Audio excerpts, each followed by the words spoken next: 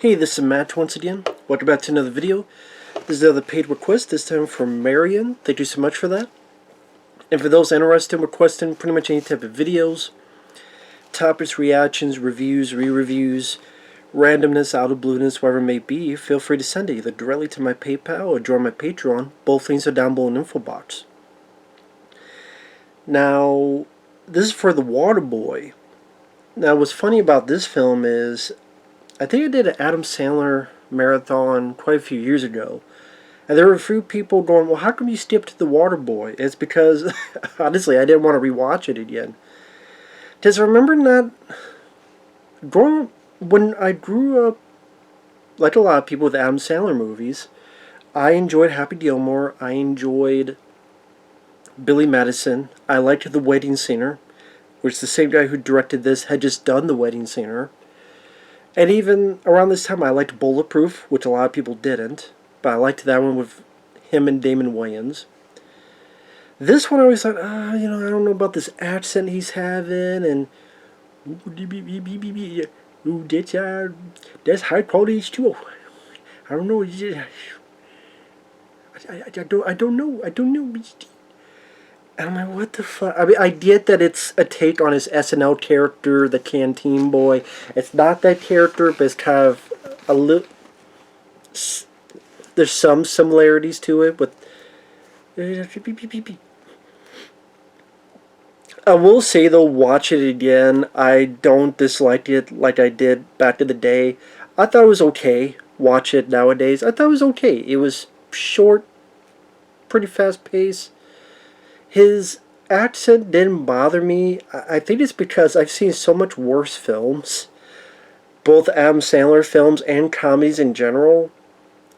I haven't gone back and seen Going Overboard, which it is his worst film. Seen later on movies like The Ridiculous Six, movies like Hubie Halloween, and That's My Boy, and Jack and Jill. I'm like, The Waterboy is way better than those films. It's also way better than a lot of comedies, whether it be Movie 43 or Inappropriate Comedy or Epic Movie, Date Movie, Superhero Movie,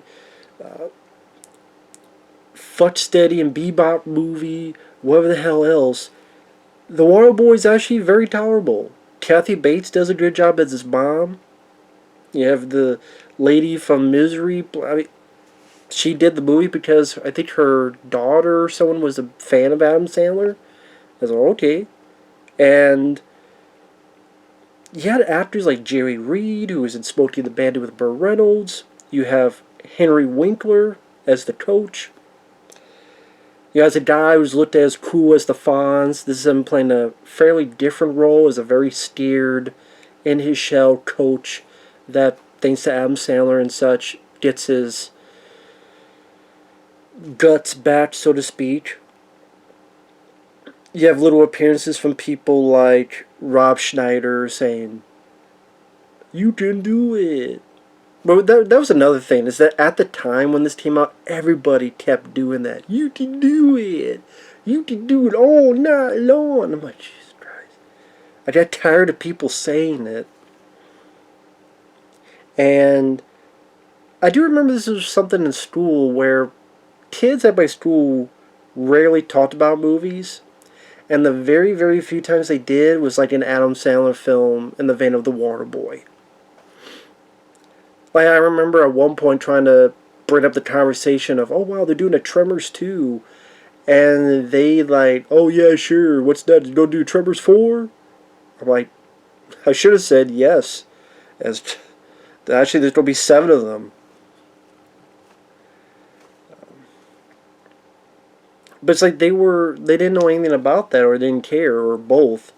But if it was a new Adam Sandler film, then that's like the only movie conversation that would be sparked.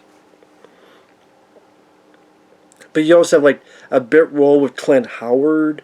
You have a bit role with The Big Show, who at the time was known as the Giant.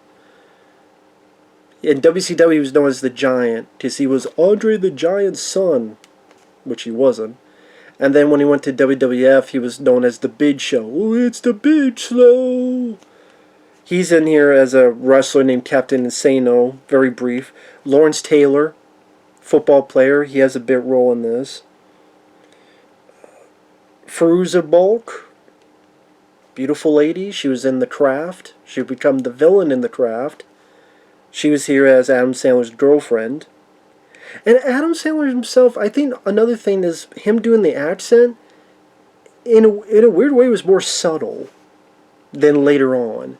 It was more of a subtle, quiet performance. Like, yeah, he's doing the accent. I can't even do it. It's high quality H2O. Oh, yeah, that. I really like that. I really like that. But it wasn't overbearing. It wasn't annoying watching it again. It wasn't, I'm doing an accent, but then I'm really forcing the joke. Like Hubie Halloween. Like the Jill part of Jack and Jill. Like these other movies. That was kind of an interesting thing, watch it again. And there's a bit of energy to it. It's not wooden like Pixels. Which that's a film that makes me more mad than this. Because that film could have been cool. A Ghostbusters type of movie. But with video game motif. Hey, it could be fun. Nah, Adam Sandler, let him be as wooden. And just, he don't give a fuck. That's a movie that he didn't give a fuck being in. I don't care what it is said afterward. You can tell Adam Sandler did not give a shit. It's not really the type of movie he does. Because you look at his other type of movies, and it's like, okay, I'll do this, and I got my paycheck, and did it. It's not one of his typical directors that he worked with. He doesn't really do a whole lot with big special effect movies. And, okay, as long as I can get some of my friends, sure, we'll do it. But yeah, that was such a big missed opportunity, Pixels.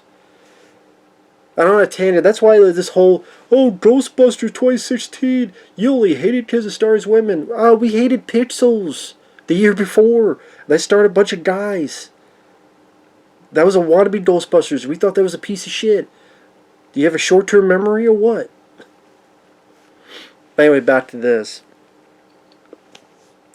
It also has a good soundtrack. I mean, just to name some of the songs, so I don't forget. You got Lenny Kravitz, Born on the Bayou by Clear Creedence Revival, CCR.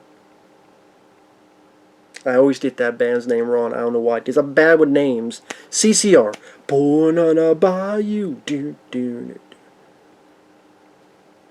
Creedence Clearwater. I don't know why I always do that. I always say it's clear or it's like Creedence Revival. CCR. You know the fucking thing. You know, songs like boom, boom, boom, boom, bang, bang, bang, bang. Or John Mellencamp, The Doors, Rush, the song House of the Rising Sun.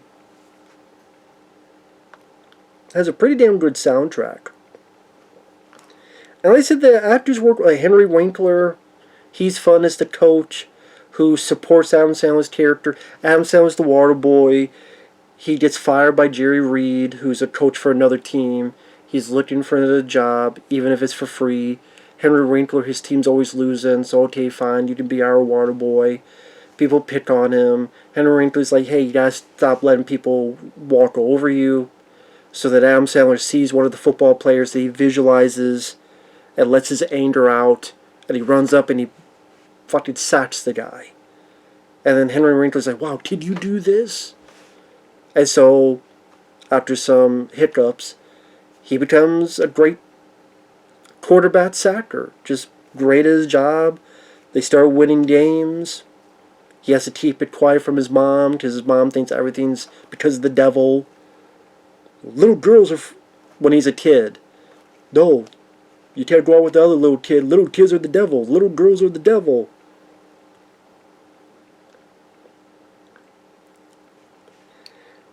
I invented electricity. Ben Franklin is the devil. Just Kathy Bates' own upbringing. And like I said, the movie's short enough that it doesn't overstay its welcome. The football scenes are decently filmed. course, that would lead up to Adam Sandler doing the other football flick he did, The Longest Yard. And I'm doing this because I'm wondering which do I like more, this or The Longest Yard. I don't know. The Longest Yard definitely has more of a crazy cast. Because you also got Chris Rock, you got Burt Reynolds. This is a remake of his film. You got Brian Bosworth and Stone Cold Steve Austin and Kevin Nash, and that has a pretty crazy cast. So,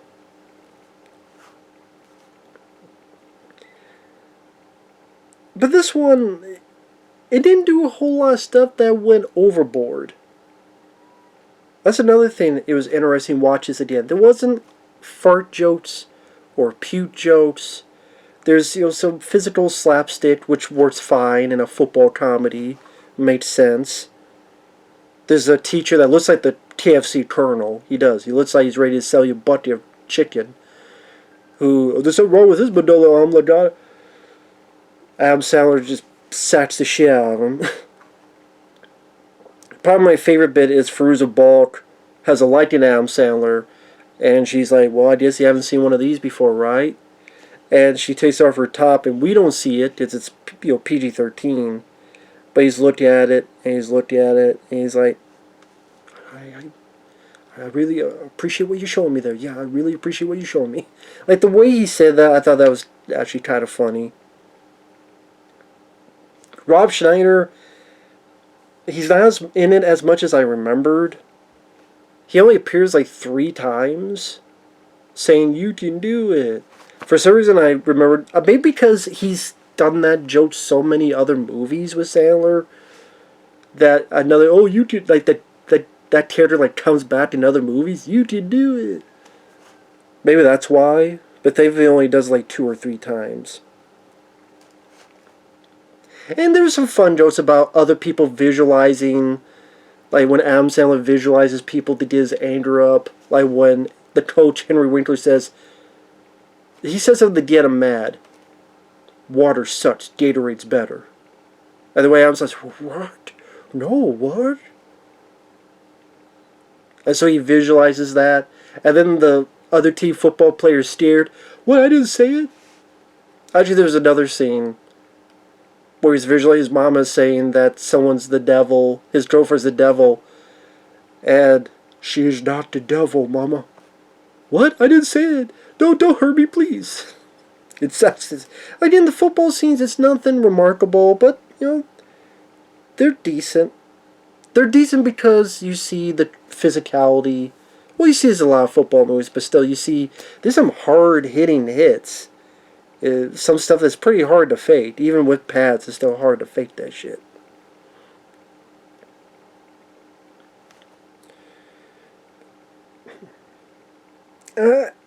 Again, willing to watch it again, I wouldn't say I laughed uproariously at a lot of stuff, but it wasn't nearly as bad as I remember. Anyway, I'm actually glad I waited, because now I have this different perspective on it. No, I made a lie. My favorite joke is when Kathy Bates is going to tell Adam who his father really was as a person. He's reading the letter. He's reading it. Oh, wow. Dear Helen. Who's Helen?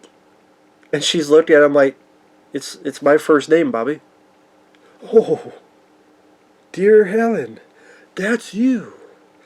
Why that made me laugh? Okay, it's not in Hubie Halloween, him drinking a bunch of fucking soup, and or someone shitting in the basement because they think they're a fucking werewolf. It's not, hey, look at Adam Sandler being a girl named Jill, and she's on a horse or a donkey, and or the whole bed is full of sweat stains. It's not Grown Ups 2 where a goddamn CGI deer, I don't know why I almost said giraffe. How the fuck would a giraffe be there? Might as well with Grown Ups 2, but a CGI deer gets up and pisses on Adam Sandler's face. That's how Grown Ups 2 stars. It's none of that. I'm like, wow, it's actually a bit more subdued compared to the shit later, and the stuff that made me laugh is stuff deal with character or reactions, dialogue, and Adam Sandler's actually, of his action roles, a lot more tolerable here than in other movies. Again, the soundtrack, maybe it's nostalgia talking, but it's like, man, a lot of these songs take me back to hearing these songs on the radio back on in the day, both older and newer for the time.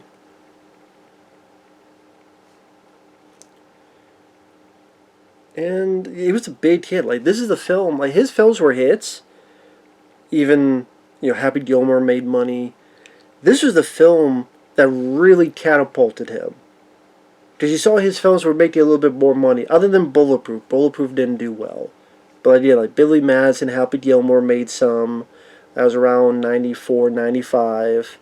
Bulletproof didn't do anything, Sally. But I think that's an underrated one. But then, Wedding Singer. Oh, it made a bit more money. And then this one, I think was the first Adam Sandler film to make over $100 million. It's like, boom, made all this money. Now we're going to give him more budgets, and he gets Big Daddy, was it Mr. Deeds, and quite a few other comedies after that. And I'll say it again, I like Adam Sandler. And even this film, Sally, brings you... Compared to those other films at that time, I like Bulletproof, Airheads, Happy Gilmore, Billy Madison, Wedding Singer more than this. But again, Adam Sandler had his time where he had energy, and nowadays it's kind of, he doesn't have anything to prove. And that's why I think Uncut Gems was actually fairly good, because it felt like he wanted to try to prove something with that movie. But then you get to these other comedies, and it's just kind of taking the paycheck. We're in a nice place. We're relaxing, having fun. Here's my friends. Up, another paycheck. Another day, another dollar. Nowadays, Netflix, they fill that bill. I didn't mind the one called The Do-Over with him and David Spade. I thought that was okay. Not great, but I thought it was okay. But he did one with Chris Rock where their children getting married. That was pretty boring. He did Ridiculous Six was awful. Hubie Halloween, I know there were people that like to defend that. I thought it was a piece of shit. Did Jackie Jill is one of his worst.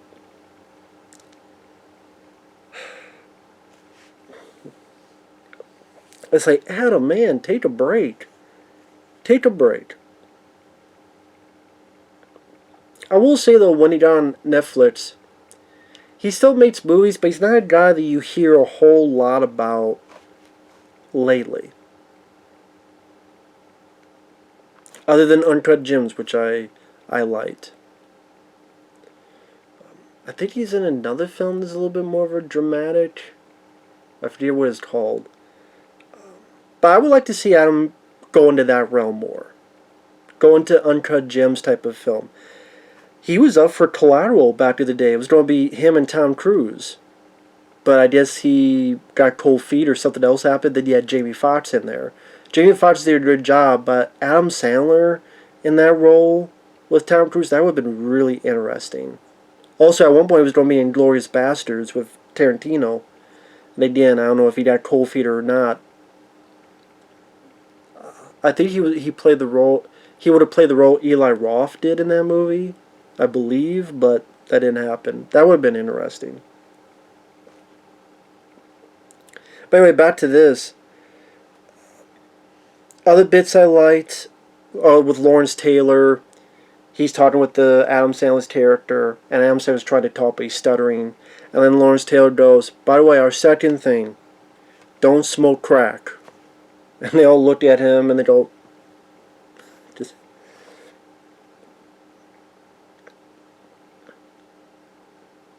But yeah, the film, I mean, other than, I'm not a big fan of Rob Schneider. I never got into the, you can do it, but, I mean, fuck off. I don't give a shit. Yeah, it's predictable, but it's fine. Henry Winkler, I like him quite a bit. He was a lot of fun in the movie. Again, very much a dense type compared to the Fonz on Happy Days. And I think that was the first time he ever worked with Adam Sandler, and he would, I think, be in other films, I believe. Or at least I know they were very friendly with each other throughout the years, but I believe this is the first time they ever met.